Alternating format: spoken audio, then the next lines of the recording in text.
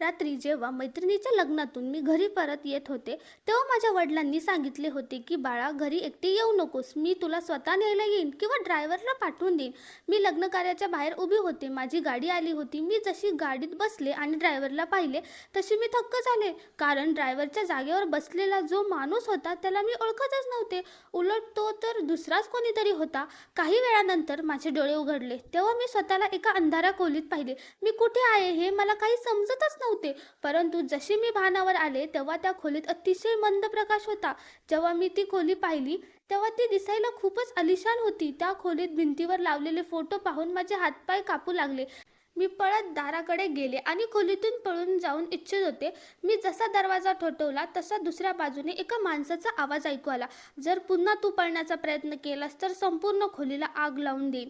जेव्हा मी पाहिले तेव्हा हा आवाज बाहेरून नाही, तर या खोलीत ठेवलेल्या स्पीकरमधून आला होता.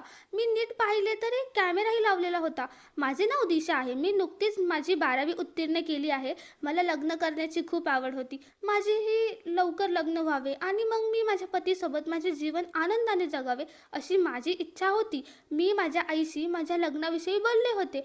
हे ऐकून ती माझ्यावर खूप रागवली होती की अजून तू खूप लहान आहेस, तू या कसल्या गोष्टी करत आहेस. आई मला वारंवार समजावत सांगत होती की बाळा, अजून तुझे लग्नाचे वय नाही, तू अजून खूप लहान आहेस, तू आता तुझ्या अभ्यासावर लक्ष दिले पाहिजेस, थोडा वेळ जाऊ दे, जेव्हा तू थोडी मोठी होशील तेव्हा आम्ही स्वतः तुझे लग्न चांगल्या घरात चांगल्या मुलाशी करून देऊ.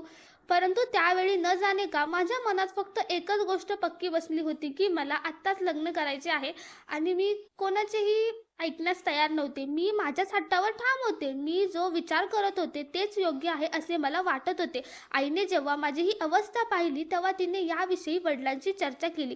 वडील त्यावेळी माझे बोलणे ऐकून आधी तर हसू लागले, जणू त्यांना ही सर्व एक थट्टा वाटत होती. परंतु नंतर त्यांनी मला खूप शांतपणे समजावून सांगितले की बाळा, अजून तू लहान आहेस, तुझी आत्ताच 12वी संपली आहे, एवढ्या लवकर लग्न करायची काहीच गरज नाही.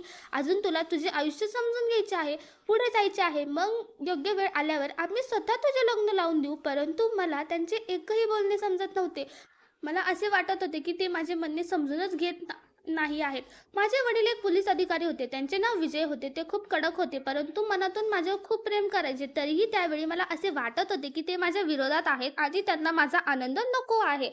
काही दिवस असेच निघून गेले, परंतु माझ्या मनातील अस्वस्थता कमी झाली नाही. उलट मी आणखीन जास्त हट्टी होत चालले होते. याच दरम्यान मी इंस्टाग्रामवर मुलांशी बोलणे सुरू केले होते. मला मनातून कुठेतरी माहिती होते की हे सर्व योग्य नाही, परंतु त्यावेळी माझे वयच असे होते की मला काहीच समजत नव्हते आणि मला हे सर्व नवीन आणि चांगले वाटत होते. मला वाटायचे कोणीतरी मला समजून घेत आहे, कोणीतरी माझे ऐकत आहे. हळूहळू मी यात अडकत गेले आणि एक दिवस माझे बोलणे एका मुलाशी सुरू झाले, ज्याचे नाव यश होते. सुरुवातीला फक्त साधे सोपे बोलणे व्हायचे, परंतु हळूहळू आमचे बोलणे वाढत गेले. आम्ही तासनतास बोलत राहायचो. मला त्याचे बोलणे खूप आवडायचे. तो समजूतदार आणि चांगला वाटायचा आणि मग कधी त्याच्याशी एवढी भावनिक जोडली गेली हे मलाच समजलं नाही. मला असे वाटू लागले की त्याच्यावर खूप जास्त प्रेम करू लागले आहे आणि त्यानेही मला ही जाणीव करून दिली. आम्ही दोघांनी एकमेकांना अनेक सप्त्या दिल्या होत्या. जगण्याच्या मरण्याच्या गोष्टी करू लागलो होतो आणि मी असा विचार करू लागले होते की बस, आता मला त्याच्याशीच लग्न करायचे आहे. जर एक दिवसही त्याच्याशी बोलणे झाले नाही तर मी अस्वस्थ व्हायचे. माझे कुठेच लक्ष लागायचे नाही. मी प्रत्येक वेळी फक्त त्याचाच विचार करत राहायचे. एक दिवस मी हिम्मत करून हे सर्व माझ्या आईला सांगितले. जेव्हा आईने हे सर्व ऐकले तेव्हा ती रागाने बघू लागली. तिने मला जोरात एक चापट मारली आणि मला खूप रागवली. ती म्हणाली, तुला लाज वाटत नाही? एवढ्या लहान वयात हे सर्व करत आहेस? तू आमची इज्जत धुळीला मिळवली आहेस. तिचे बोलणे ऐकून मी रडू लागले. मी तिला समजावून सांगू लागले की त्याच्यावर खूप प्रेम करते आणि त्याच्याशिवाय राहू शकत नाही. हळूहळू माझे रडणे पाहून आईचे मन विरघळले. तिने मला समजवण्याचा प्रयत्न केला, परंतु जेव्हा तिने पाहिले की मी माझ्या विचारांपासून मागे हटणार नाही, तेव्हा तिने अखेर वडिलांशी बोलणे केले आणि काही वेळातच माझे आणि यशचे नाते पक्के झाले. त्यावेळी मला खूप वाटले होते की माझे आयुष्य आता खूप सुंदर होणार आहे, परंतु मला काय माहीत होते की माझ्या खऱ्या अडचणी तर आता सुरू होणार आहेत. एक दिवस मी आणि यश बाहेर जेवायला गेलो होतो. आम्ही दोघं खूप आनंदी होतो. रेस्टॉरंटमध्ये बसून गप्पा मारत होतो, जेवत होतो. मला वाटत होते की जणू सर्व काही योग्य चालले आहे. परंतु जेव्हा आम्ही जेवण करून निघालो तेव्हा अचानक एका मुलाने माझ्याकडे पाहून शिट्टी वाजवली आणि माझी छेड काढू लागला. हे पाहून यशला खूप राग आला. त्याने काहीही विचार न करता त्या मुलावर हल्ला केला आणि त्याला क्रूरपणे जोराने मारू लागला. त्याने त्याला इतके मारले की त्या मुलाच्या चेहऱ्यावरून रक्त येऊ लागले. मी घाबरले होते. मला काहीच समजत नव्हते की काय करू. थोड्या वेळात तिथे पोलीस आले आणि आम्हा तिघांना पोलीस ठाण्यात नेण्यात आले. नशीब तर पहा, त्या ठाण्याचे पोलीस अधिकारी माझे स्वतःचे वडील होते. त्यांनी प्रकरण सांभाळले. त्या मुलाला तुरुंगात टाकले आणि त्यांची प्रकृती खूप खालावली होती. तर दुसरीकडे यशला जामीन मिळाला होता. परंतु या घटनेनंतर सर्व काही बदलून गेले. मला वाटले होते की तो माझ्यासाठी उभा राहिला आहे, त्यामुळे तो माझी आणखीन जवळ येईल. परंतु झाले अगदी उलट. तो माझ्यावर खूप जास्त नाराज झाला. त्याने माझ्याशी बोलणे बंद केले. माझी काय चूक होती हे मलाच समजत नव्हते. मी खूप चिंतित राहू लागले. मी अनेकदा त्याच्याशी बोलण्याचा प्रयत्न केला. त्याला विचारले, तू माझ्यावर का नाराज आहेस?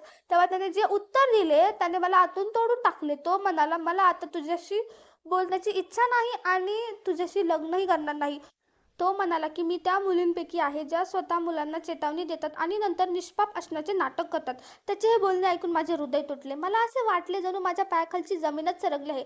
ज्या माणसासाठी मी सर्वांच्या विरोधात जाऊन निर्णय घेतला, तोच आज मला अशा प्रकारे चुकीचे ठरवत आहे. हे मला समजत नव्हते. तो हे सर्व बोलून निघून गेला आणि मी तिथेच उभे राहिले. माझ्या डोळ्यातून अश्रू थांबत नव्हते. माझी प्रकृती बिघडू लागली होती. मी काहीच सहन करू शकत नव्हते. मला वाटत होते जणू माझे संपूर्ण जगत संपले आहे.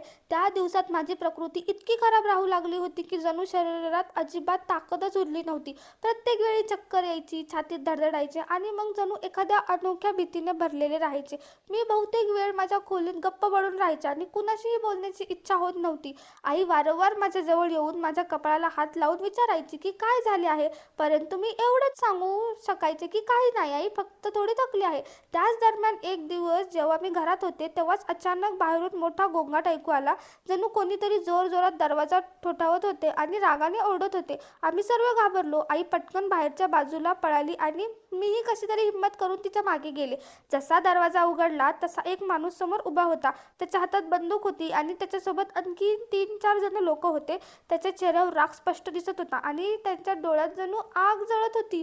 तो माणूस जोरात ओरडला, तुझ्या बापाला समजावून सांग, जर त्याने आमच्या बाबीमध्ये हस्तक्षेप करणे बंद केले नाही तर मी त्याला अशी शिक्षा देईन की तो आयुष्यभर लक्षात ठेवेल. त्याचा आवाज इतका भयानक होता की आईचे हात कापू लागले. तिने घाबरत म्हटले की तुम्ही लोक असे का बोलत आहात?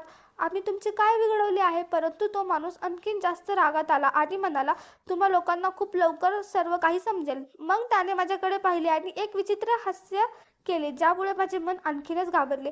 मला असे वाटले होते की फक्त धमकी देत नाही तर खरोखरच काहीतरी खूप वाईट करणार आहे. नंतर आम्हाला समजले की तो माणूसच त्या मुलाचा मोठा भाऊ होता, ज्याने मला रस्त्यात छेडले होते आणि ज्याला वडिलांनी शिक्षा करून दिली होती. ते लोक कोणी सामान्य लोक नव्हते, ते तर संपूर्ण परिसरात त्यांच्या नावाने लोक घाबरायचे. ते लोक बेकायदेशीर कामे करायची, अंमली पदार्थांची विक्री करणे आणि अनेक चुकीच्या धंद्यांमध्ये सामील होते. वडील बऱ्याच काळापासून त्यांच्या विरोधात पुरावे गोळा करत होते, जेणेकरून त्यांना कायद्याच्या समोर आणता येईल आणि कदाचित हीच गोष्ट त्यांना सर्वात जास्त खटकत होती.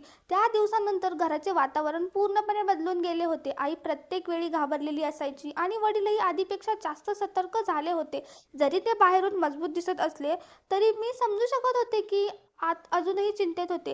काही दिवसांनंतर आणखीन एक मोठी घटना घडली. वडिलांनी त्या गुंडाच्या वडिलांना एका गुन्ह्यात अटक केली होती आणि ते वृद्ध गृहस्थ होते.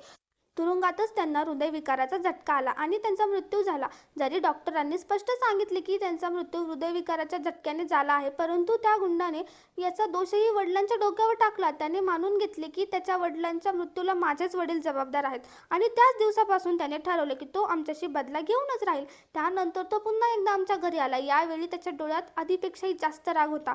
त्याने येताच वडिलांच्या डोक्यावर बंदूक ठेवली आणि म्हणाला की तुम्ही माझ्यासोबत खूप चुकीचे केले आहे. आता मी तुम्हाला सोडणार नाही. मी तुमचे आयुष्य असे बनवून टाकीन की तुम्ही जिवंतपणे मरण्याची प्रार्थना कराल. आई रडू लागली आणि माझ्याने ते सहन होत नव्हते. मी भीतीने कापत होते, परंतु वडील अगदी गप्प उभे राहिले. त्यांनी ना भीती दाखवली ना ते मागे हटले.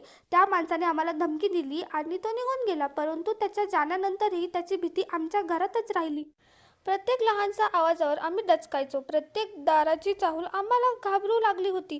मी तर जणू आतून तुटूनच गेले होते. मी कुणाशीही बोलत नव्हते आणि बाहेरही पडत नव्हते. मला प्रत्येक वेळी हेच वाटायचे की तो माणूस पुन्हा येऊ नये आणि काहीतरी वाईट करू नये. वडील माझी ही अवस्था पाहून खूप काळजीत होते आणि आई देखील दिवस रात्र चिंतेत बुडलेली असायची. त्यांनी विचार केला की जर माझे लग्न इतर कुठे करून दिले तर कदाचित मी या वातावरणापासून दूर जाईन आणि माझे आयुष्य पुन्हा सामान्य होऊ शकेल. त्यांनी माझ्यासाठी स्थळे पाहण्यास सुरुवात केली, परंतु तो गुंड प्रत्येक ठिकाणी आमच्या मागे लागला होता. त्याने माझ्याबद्दल खोट्या गोष्टी पसरवण्यास सुरुवात केली. त्याने लोकांना सांगायला सुरुवात केली की माझे कोणत्यातरी मुलासोबत अफेअर सुरू आहे आणि मी चांगली मुलगी नाही.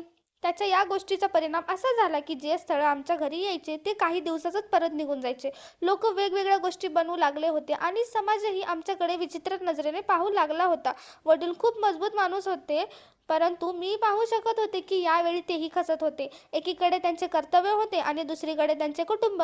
त्यांना कोणत्याही परिस्थितीत आम्हाला सुरक्षित ठेवायचे होते, परंतु परिस्थिती अशी बनली होती की ते इच्छूनही सर्व काही ठीक करू शकत नव्हते. मी स्वतःला खूप दोष देऊ लागले होते. मला वाटत होते की जर मी त्या दिवशी बाहेर गेले नसते तर सर्व काही असे घडले नसते, तर कदाचित आज आमचे कुटुंब या अवस्थेत नसते. मी रोज हाच विचार करायचे की प्रत्येक दिवशी आतून थोडी अधिक खचत चालले होते. माझी हिंमत आता संपत आली होती, परंतु तरीही कुठेतरी मनात एक आशा होती की कदाचित एक दिवस सर्व काही ठीक होईल.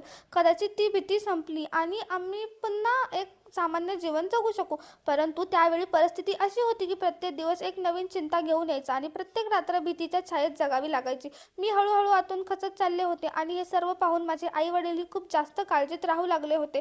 मला कसे सांभाळावे, मला पुन्हा पहिल्यासारखे कसे बनवावे हे त्यांना समजतच नव्हते. ते रोज काही ना काही प्रयत्न करायचे.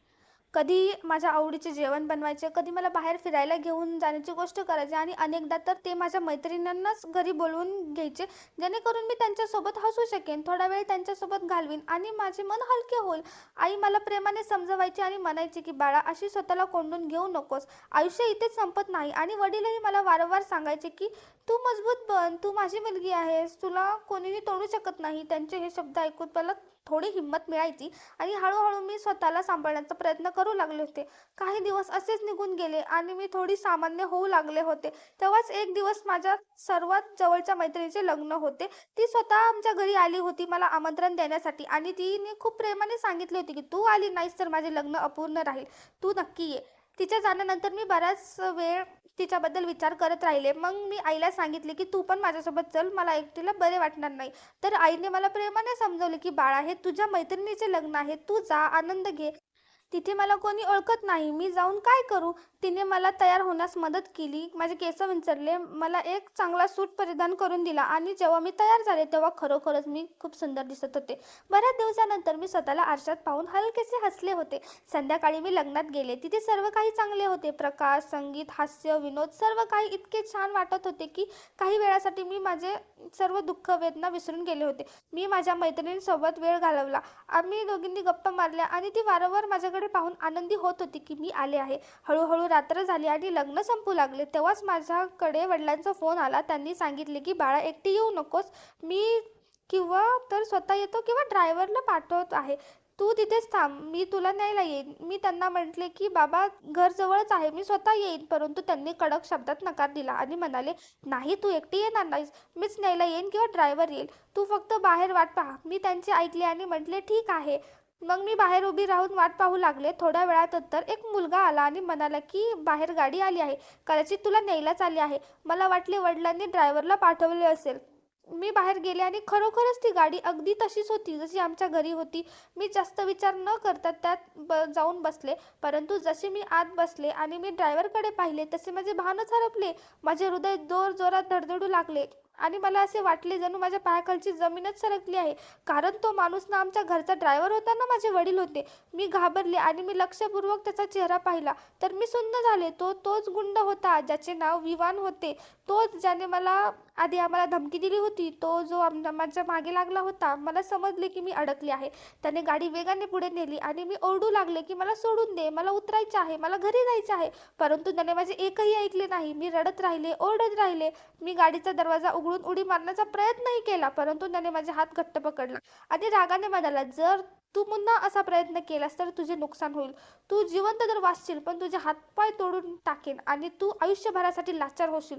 त्याचे हे शब्द ऐकून मी आणखीन जास्त घाबरले आणि गप्प झाले. परंतु माझ्या डोळ्यातील अश्रू थांबतच नव्हते.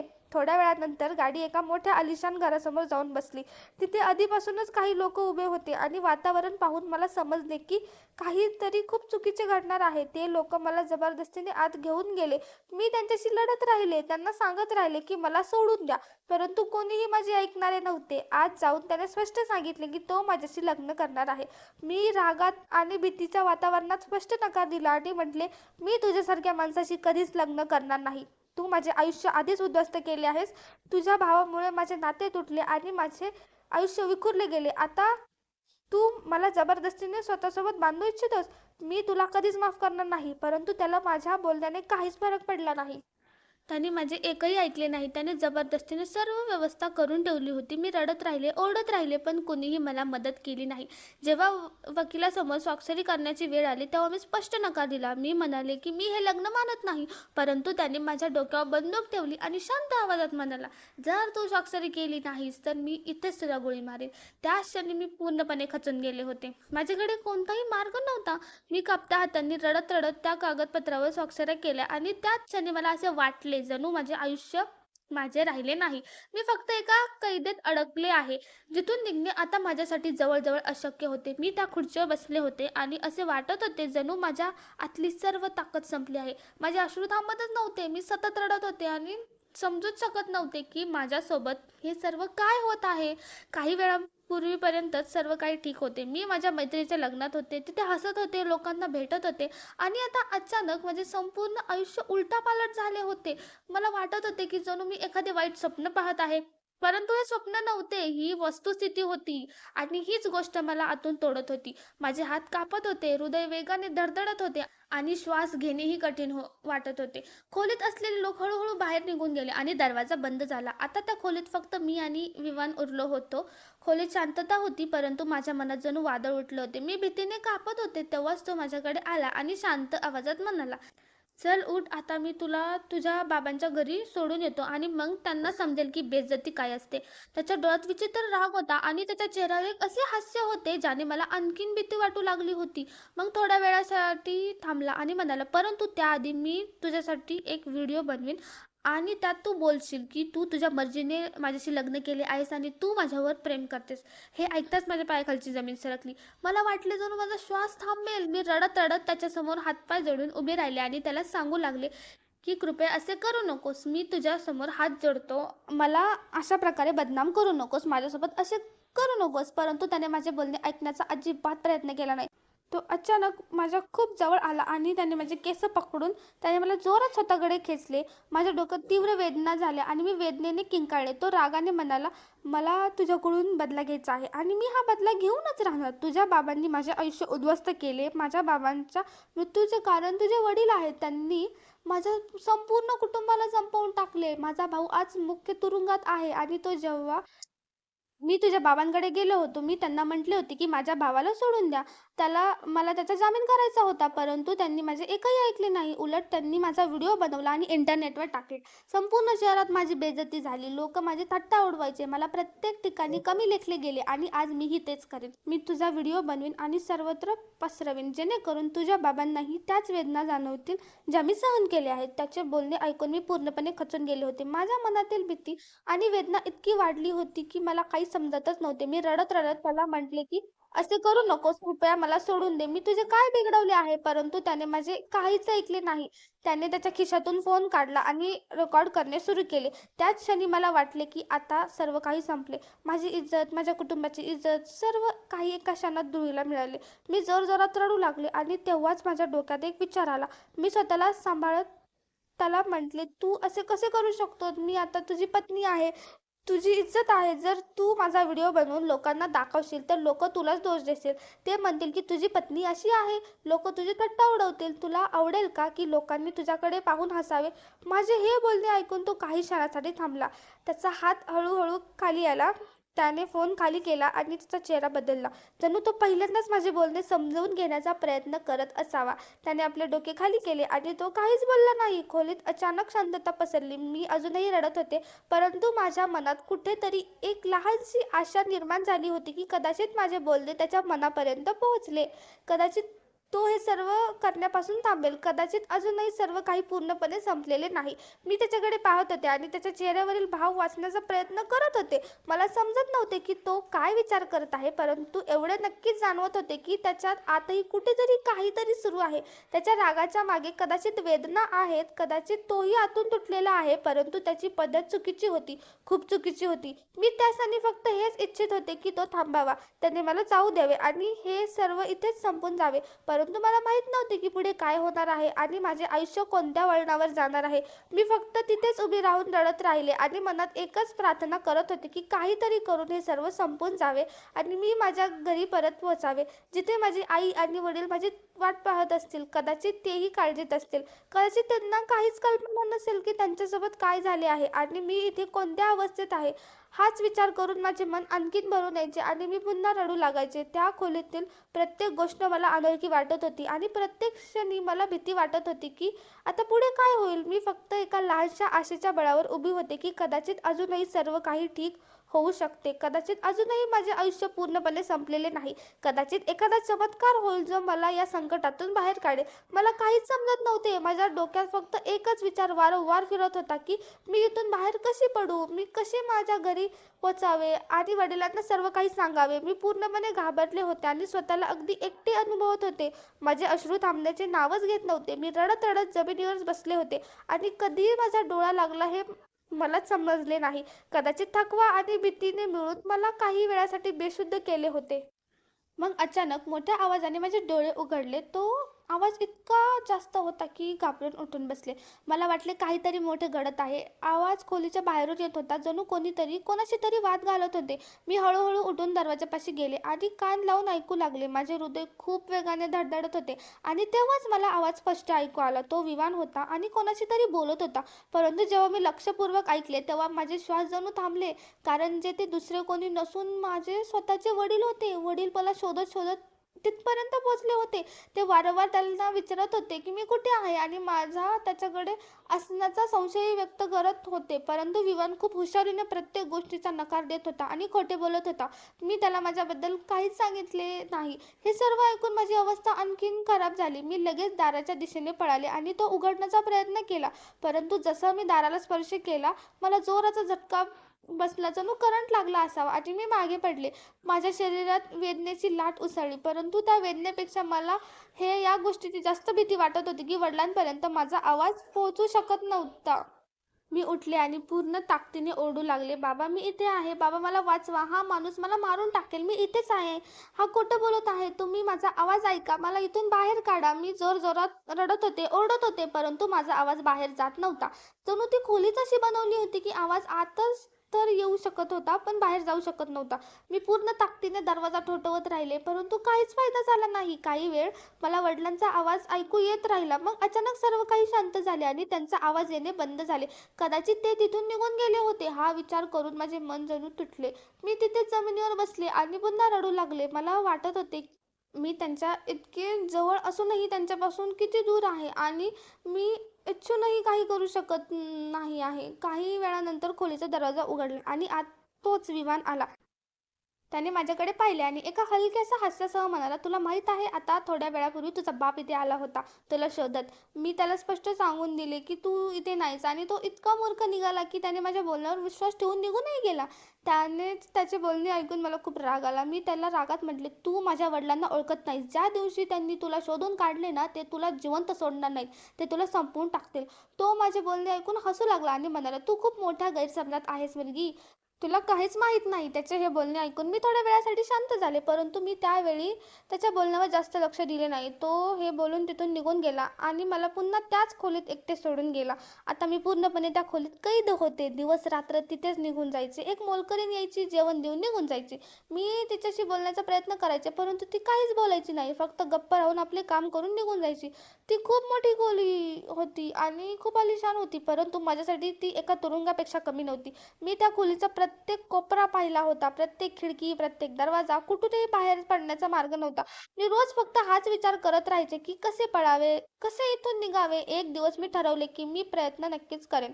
एका रात्री मी एक योजना आखली. मी विचार केला की जशी मोलकरीण जेवण देण्यासाठी येईल आणि परत जाईल, मी तिच्या मागे चोरून निघून जाईल आणि कोणताही आवाज न करता तिथून पळून जाईल. माझ्या मनात भीतीही होती, परंतु त्यापेक्षा आता हिंमत जास्त आली होती, कारण मी आता आणखी त्या कैदात राहू शकत नव्हते. मला कोणत्याही परिस्थितीत माझ्या घरी जायचे होते आणि माझ्या वडिलांपर्यंत पोहोचायचे होते. हाच विचार करून मी त्या रात्री माझ्या मनात पक्के ठरवले की आता काही झाले तरी मी इथून निघणारच. मी पूर्णपणे तिथून पळून जाण्यासाठी तयार होते आणि त्या रात्री माझे हृदय इतके वेगाने धडधडत होते, जणू ते माझ्या छातीतून बाहेर येईल. माझ्या डोक्यात फक्त एकच विचार वारंवार येत होता की मला इथून निघायचे आहे. काही झाले तरी मी आता आणखीन एक क्षणही त्या ठिकाणी राहू शकत नव्हते. जशी रात्र गडद झाली आणि मोलकरीण नेहमीप्रमाणे मला जेवण देऊन बाहेर गेली, तसे मी हळूच माझे डोळे उंचावून संपूर्ण खोली पाहिली. त्या खोलीतील प्रत्येक गोष्ट मला पाठ झाली होती. भिंती, खिडकी, दरवाजा आणि ती खोली जी प्रत्येक वेळी माझ्यावर पाळत ठेवायची. मला माहिती होते की जर मला पळायचे असेल तर सर्वात आधी त्या कॅमेऱ्याला फसवावे लागेल.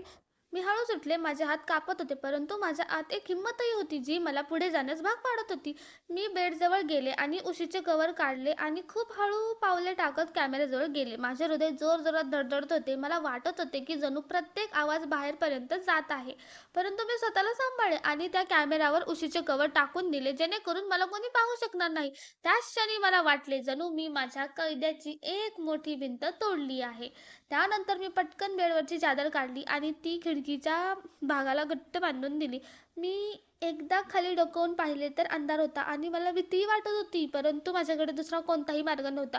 मी हळूच त्या चादरीच्या आधाराने खाली उतरू लागले. प्रत्येक क्षणी भीती वाटत होती की कुठेतरी माझा हात निसटू नये. परंतु माझ्या आत माझ्या घरी जाण्याची इतकी तीव्र इच्छा होती की मी त्या भिंतीलाही मागे सोडले. कसे तरी करून मी खाली पोहोचले आणि जमिनीवर पाऊल ठेवताच मी एकही क्षण न गमावता पळणे सुरू केले. ती जागा खूप मोठी होती. चहूबाजूने मोठी मोठी घरं होती, स्वच्छ रस्ते आणि सर्वत्र शांतता होती. मला वाटत होते जणू मी एखाद्या अनोख्या दुनियेत आले आहे. मी पळताना वारंवार मागे पाहत होते की कुणी माझा पाठलाग तर करत नाही ना. पण तिथे कोणीच नव्हते. तरी माझ्या मनातील भीती कमी होत नव्हती. मी विचार करत होते की अजूनपर्यंत विवान माझ्या मागे का आला नाही? त्याला समजले नाही का तो जाणून-बुजून मला जाऊ देत आहे? हा प्रश्न माझ्या डोक्यात वारंवार येत होता आणि मला आणखीन जास्त घाबरवत होता. परंतु त्यावेळी थांबणे माझ्यासाठी तरी शक्य नव्हते. मी फक्त पुढे चालत राहिले. तेव्हाच मला दूर एक मुख्य गेट दिसला, जिथे एक गार्ड बसला होता. मी धापा टाकत त्याच्याजवळ गेले. त्याने मला पाहिले आणि तो थोडा थक्क झाला, कारण माझी अवस्था खूप खराब होती. माझे कपडे विस्कटलेले होते, डोळे रडून रडून लाल झाले होते, केस विस्कटलेले होते. मी त्याला कापत्या आवाजात विचारले की ही कोणती जागा आहे? त्याने काही क्षण माझ्याकडे पाहिले आणि जणू तो समजून घेण्याचा प्रयत्न करत असावा की माझ्यासोबत काय झाले आहे. मग त्याने हळूच बाहेर जाण्याचा मार्ग दाखवला. त्या क्षणी मला थोडासा दिलासा मिळाला की कदाचित तो त्या लोकांपैकी नाही, नाहीतर त्याने मला थांबवले असते. मी हळूहळू त्या दरवाज्यातून बाहेर पडले. जसे मी बाहेर आले तसे पाहिले की खूप रात्र झाली होती. रस्ते रिकामे होते, चहूबाजूला अंधार होता आणि थंड हवा सुटली होती. परंतु माझ्या आत जी भीती होती ती कोणत्याही थंडीपेक्षा जास्त होती. माझ्याकडे ना पैसे होते, ना दूरध्वनी होता. मी फक्त पायी चालत होते. माझी पावले जड झाली होती, परंतु मला थांबायचे नव्हते, कारण मला माझ्या घरी पोहोचायचे होते. मी वारंवार मागे पाहायचे की कोणी येत तर नाही ना, पण रस्ता ओसाड होता. तरीही मला असे वाटत होते जणू कोणीतरी माझ्या मागे आहे. प्रत्येक लहानसा आवाज मला घाबरून चढायचा.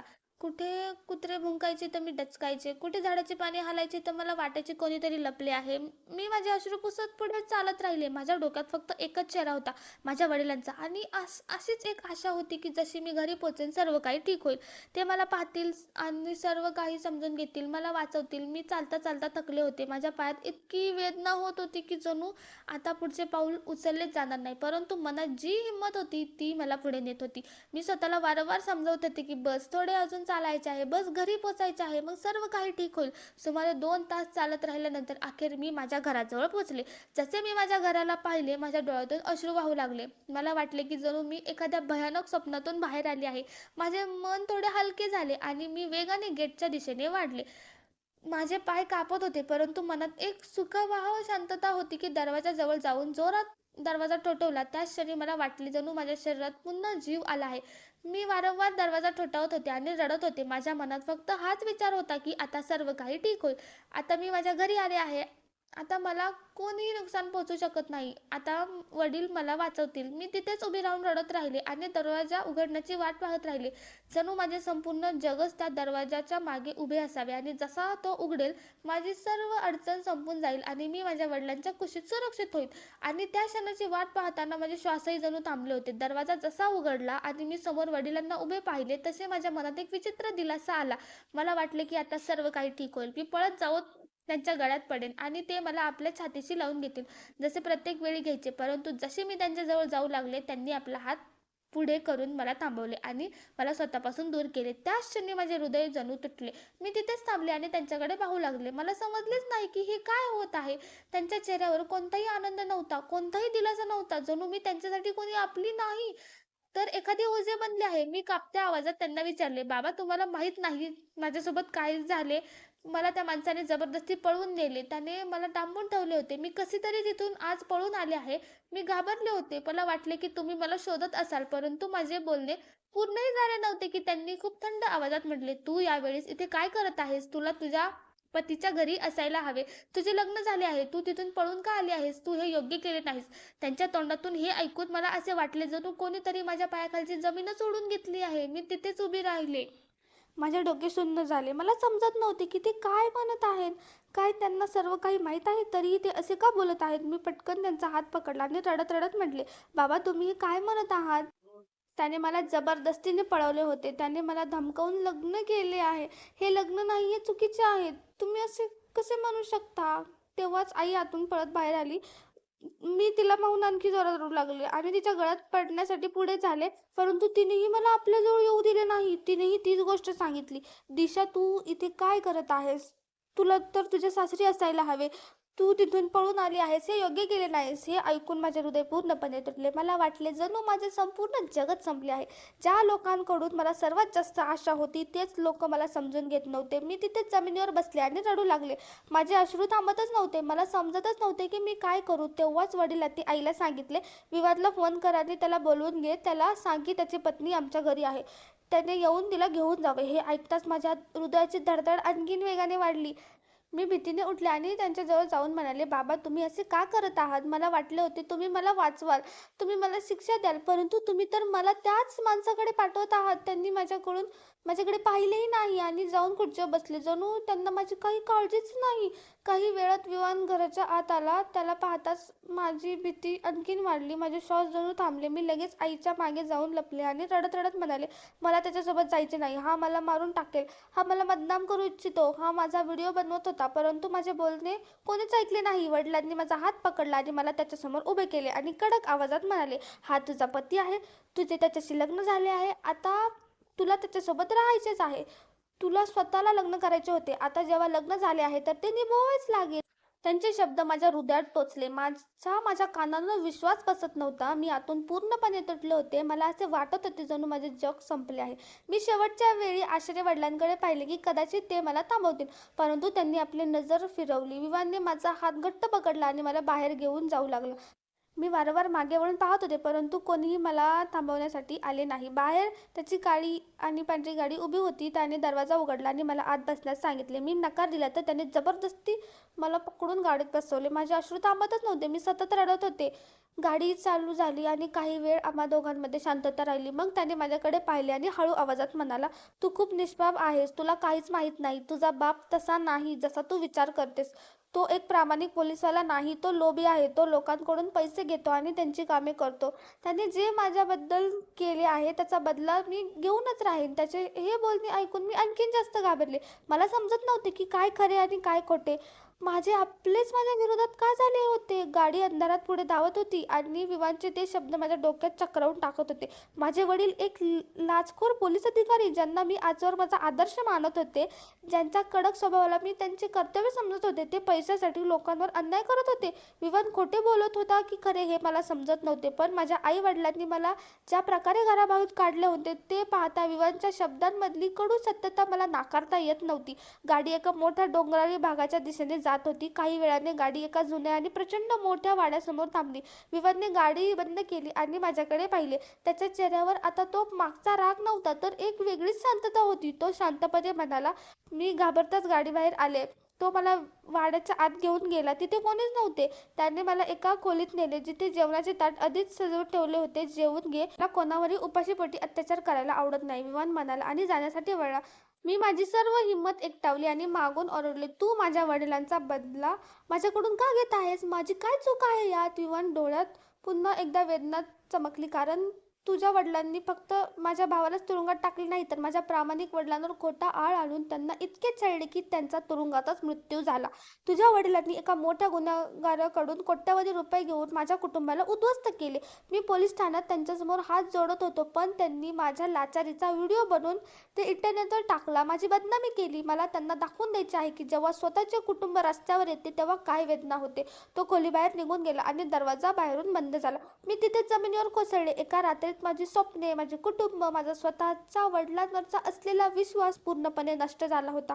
2 दिवस असेच गेले. विवान मला मारत नव्हता ना, तो माझ्याशी जबरदस्ती करत होता. तो मला फक्त कैद करून माझ्या वडिलांच्या पुढच्या पावलाची वाट पाहत होता. पण माझे वडील, त्यांना माझी काहीच काळजी नव्हती. त्यांनी विवानला साधा एक फोनही केला नव्हता की माझी मुलगी कशी आहे.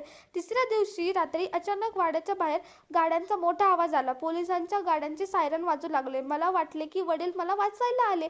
विवानने घाईघाईने खोलीचा दरवाजा उघडला. माझा हात पकडून मला बाहेर आणले.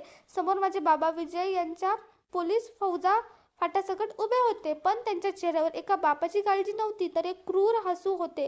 विवाद, खेळ संपला तुझा. मुख्यमंत्र्यांच्या जवळच्या माणसांकडून घेतलेले पैशाची फाईल आणि पुरावे तू माझ्या घरातून चोरले आहेस. ते गपचूप माझ्या हवाली कर, नाहीतर तुला एन्काउंटरमध्ये मारून टाकेन, वडिलांनी बंदूक रोखत मोठ्याने सांगितले. फाईली, पुरावे? मला अचानक समजले की वडील मला वाचवायला आले नव्हते. विवादने त्यांच्या काळ्या दंडाचे पुरावे गोळा केले होते आणि ते पुरावे परत मिळवण्यासाठी वडील इथे आले होते. माझ्या आयुष्याची किंमत त्या पुराव्यांपेक्षा कमी होती. आणि तुझ्या या मुलीचे काय, विजयराव? तर तुमची स्वतःची मुलगी आहे ना? विवानने मला पुढे करत विचारले. वडिलांनी माझ्याकडे एक थंड नजर टाकली. ती आता तुझी पत्नी आहे आणि जर या कारवाईत तिचा जीव गेला तर मी समाजात सांगेन की गुंडांनी माझ्या मुलीला मारले. मला शहीद बापाचा मान मिळेल, पण माझे पुरावे मला हवे आहेत. वडिलांचे हे शब्द ऐकून माझ्या काळजाचा थरकाप उडाला. ज्या बापासाठी मी विवानला दोष देत होते, तो बाप स्वतःच्या फायद्यासाठी माझ्या मृत्यूचा सौदा करायलाही तयार होता. पाहिलेस ना दिशा, हे आहेत तुझ्या वडिलांचे खरे रूप, विवान माझ्या कानात म्हणाला. त्याने खिशातून एक छोटीशी पेनड्राईव्ह काढली. विजयराव, तुमचे सर्व पुरावे या पेनड्राईव्हमध्ये आहेत, पण हे पुरावे आता थेट पोलीस आयुक्तांना आणि मीडियाला लाईव्ह गेले आहेत. ते इथे येण्यापूर्वीच मी हे सर्व इंटरनेटवर अपलोड केले आहे. वडिलांचा चेहरा एकदम पाडला पडला. त्याच वेळी वाड्याच्या मागून अजून काहीतरी गाड्या आल्या. त्या गाड्यांमधून पोलीस आयुक्त स्वतः आणि मीडियाचे लोक बाहेर पडले. विवानने आधीच पोलीस आयुक्तांना सर्व सत्य पाठवले असल्यामुळे त्यांनी वडिलांना रंगेहात पकडण्यासाठी तिथे धाड टाकली होती. विजय, तुम्ही निलंबित आहात. तुमच्यावर भ्रष्टाचाराची आणि गुन्हेगारीचा मदत केल्याचे गंभीर आरोप आहेत, आयुक्तांनी आदेश दिला. वडिलांच्या हातातून बंदूक गळून पडली. पोलिसांनी स्वतः माझ्या वडिलांना आणि त्यांच्या साथीदारांना बेड्या ठोकल्या. जाताना वडिलांनी माझ्याकडे पाहिले. त्यांच्या डोळ्यात आता पश्चाताप होता की भीती, देव जाणे. पण मी माझी नजर फिरवून घेतली. माझ्यासाठी माझे आई वडील त्याच क्षणी संपले होते जेव्हा त्यांनी मला घराबाहेर काढले होते. सर्व काही शांत झाले. पोलीस वडिलांना घेऊन निघून गेले. वाड्यात आता फक्त मी आणि विवान उरलो होतो. मी विवानकडे पाहिले. आता माझे काय करणार? मला पोलीस ठाण्यात नेणार की इथेच कैद करून ठेवणार? विवानने माझ्या हाताला बांधलेली दोरी सोडली. तुझी यात काही चूक नव्हती दिशा. मी रागाच्या भरात तुझ्याशी जबरदस्ती लग्न केले, कारण मला वाटले की तुझ्यावर संकट आले की तुझा बाप बदलेल. पण मी चुकीचा होतो. तू आता मुक्त आहेस. तुला जिथे जायचे आहेस तिथे तू जाऊ शकते. मी कोर्टात येऊन हे लग्न कायदेशीररित्या रद्द करेन, जेणेकरून तुला तुझे आयुष्य पुन्हा जगता येईल. तो वळला आणि जाऊ लागला, पण मी तिथेच थांबले. माझ्याकडे आता जाण्यासाठी कोणतेच घर नव्हते, ना कोणते आपले माणसं उरले होते. पण मला एक गोष्ट समजली होती की विवान वाईट माणूस नव्हता. तो फक्त परिस्थितीने गंजलेला एक मुलगा झाला. विवान, मी त्याला थांबवले. माझे आता या जगात कोणीच नाही. जर तुला हरकत नसेल तर आपण या खोट्या नात्याला एक खरी संधी देऊन नवीन सुरुवात करू शकतो का? विवान थांबला. त्याने मागे वळून माझ्याकडे पाहिले. त्याच्या डोळ्यात आता कोणताच सूड नव्हता, फक्त एक नवी आशा होती. त्याने हळूच आपला हात पुढे केला आणि मी तो घट्ट पकडला. प्रत्येक चमकणारी गोष्ट सोनं नसते. कधी कधी आपण ज्यांना आपले समजतो तेच आपले सर्वात मोठे शत्रू निघतात आणि ज्यांना आपण शत्रू समजतो त्यांच्या मागे परिस्थितीने दिलेला त्रास लपलेला असतो. हट्टीपणा आणि सोशल मीडियाच्या मोहात पडण्यापूर्वी पालकांचे ऐकणे जितकेच गरजेचे आहे तितके डोळसपणे जगाचे खरे रूप ओळखणेही आवश्यक आहे.